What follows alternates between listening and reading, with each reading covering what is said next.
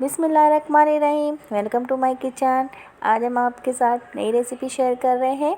इसको कहते हैं बाटिया। इंडिया में भी बनाई जाती है और पाकिस्तान में भी बनाई जाती है।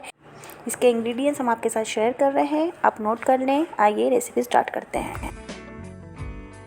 पहले मैंने हाफ़ केजी आटा लिया है। नॉर्मल आटा है जिससे हम घर की रोटियां बनाते हैं, सेम वही आटा है। उसके बाद इसके अंदर बेकिंग सोडा डालेंगे, हाफ़ टी स्पून मीठा सोडा जिसको बोलते हैं वही। इसके बाद 5 टेबलस्पून ऑयल ऐड करेंगे इसके अंदर, आटे के अंदर ही, और अच्छी तरीके से इसको हाथों से मिक्स करेंगे। वेल मिक्स करने के बाद इसके अंदर हम पानी ऐड करेंगे। पानी हमें जितना डो में चाहिए होगा उतना ही यूज़ करेंगे, एक साथ पानी नहीं डालिएगा। आहिस्ता आहिस्ता करके पानी डालें और हमें इसका थोड़ा सा सख्त आटा गूंदना है। ये देखें, मैंने आटा को गूंद लिया है। अब इसके हम थोड़े से बड़े बड़े पेड़े बनाएंगे, जैसे रोटियों के बनाते हैं, पर इसके पेड़े थोड़े से बड़े बनते हैं। ये देखिए, मैंने पेड़े बना लिए हैं। इसके बाद हम रोटी को बेलेंगे, जैसे पराठे बनाते हैं सेम उसी तरीके से। इसके अंदर हम ऑयल लगाएंगे, थोड़ा सा सब तरफ फैला देंगे ऑयल को। इसमें मैं ऑयल लगा रही हूँ और इसको इसके चारों तरफ अच्छी तरीके से फैला रही हूँ। फिर इसको जैसे हम पराठे को फोल्ड करते हैं, गोल पराठे बनाते हैं, सेम उसी मेथड से आप वीडियो में देख रहे हैं मैं किस तरीके से आटे को रोल कर रही हूँ। सेम इसी तरीके से आपको करना है। मैंने इसका एक लंबा सा रोल बना लिया है। अब इसको हम रैप करेंगे। इसके जोड़ को अच्छी तरीके से दबाएंगे और सारे पेड़े ऐसे ही हम रेडी कर लेंगे। ये सारे पेड़े मैंने ऐसे ही रेडी कर लिए हैं। अब एक पैन में हम पानी लेंगे, उसके अंदर जर्दे कलर डालेंगे 2 टेबलस्पून। पानी गर्म होना चाहिए।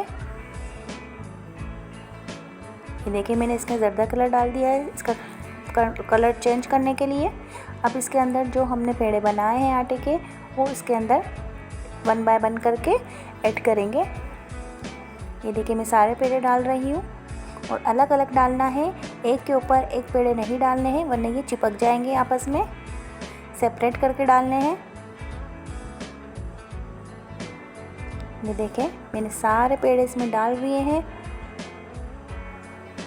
अभी पकेंगे।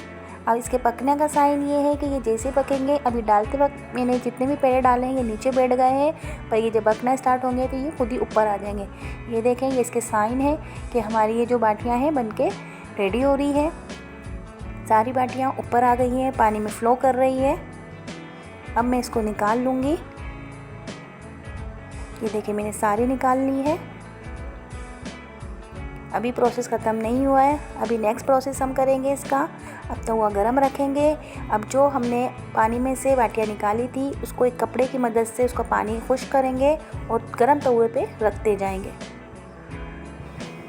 अभी भी आप अब उसको सेपरेट करके रखना है, एक के ऊपर एक नहीं रखना है। अब हमें इसको सेकनी है।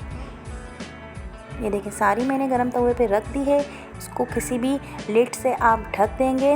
ये देखिए, मैंने पैन से ढक दी, लाइट से ढक दिया है इसे। अब देखिए, चेक करेंगे, हमारी बाटियां सिक गई हैं। अब इसको निकाल लेंगे हम। अब लास्ट प्रोसेस इसका ये है कि हम एक पैन के अंदर ऑयल लेंगे। प्रोसेस का थोड़ा लंबा है, पर ये बनके बहुत मज़ेदार लगती है। इसको आप दाल के साथ खा सकते हैं, गोश्त के साथ खा सकते हैं। अब इसको मैं फ्राई करूँगी। फ्राई आपको तेज़ आंच में करना है, 3 से 4 मिनट। पहले एक साइड से इसको फ्राई करेंगे, फिर इसकी साइड चेंज करेंगे। देखिए, मैं इसकी साइड चेंज कर रही हूँ।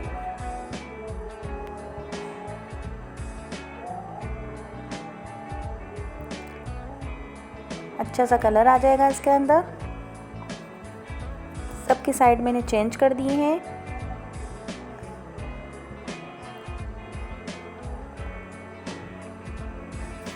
ये देखें, कितना अच्छा कलर आ रहा है इसका।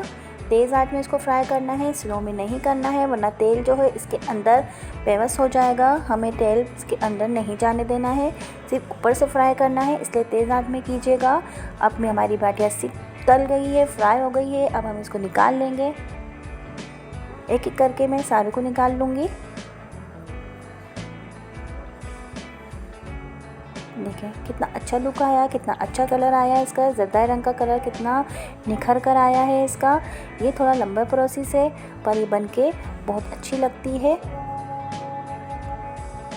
पर आप जब इसको बनाएंगे तो आपको इसको बनाने में भी मज़ा आएगा और घर वाले भी आपकी तारीफ़ करेंगे जब ये खाएंगे तो। सारी मैंने निकाल ली है।